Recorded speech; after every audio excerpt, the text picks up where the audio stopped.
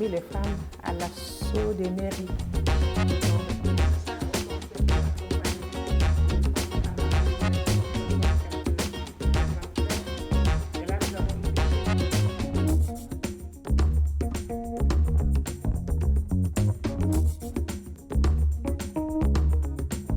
Nous estimons que le problème des municipalités, c'est des problèmes de mamans, de mères, parce que c'est des problèmes de cadre de vie, c'est des problèmes de santé, d'éducation.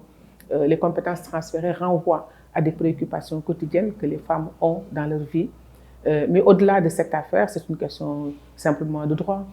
D'autant plus que nous sommes dans un pays où, de par l'histoire, les femmes ont dirigé. Je rappelle souvent que la France qui nous a vaincus en 1855 a vaincu un royaume qui était dirigé par une femme. Mais c'est la parenthèse coloniale qui a exclu les femmes avec une logique patriarcale et le système religieux aussi, qui ont décidé que les femmes doivent rester dans l'espace domestique, n'ont pas de place dans l'espace public.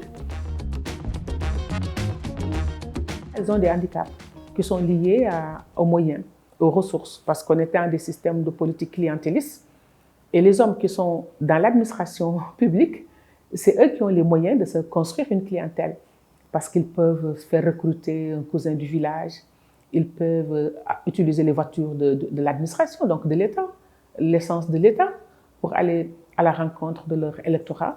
Donc ils détiennent des moyens et des ressources qui leur permettent de se faire cette base électorale, ce que les femmes n'ont pas pour le moment.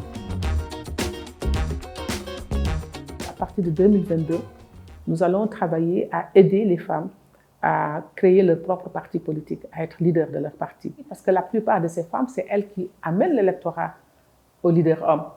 Parce que c'est elles qui sont sur le terrain, qui font dans les mariages, les baptêmes, les cérémonies familiales, parce que c'est ça aussi la manière d'avoir un électorat au Sénégal.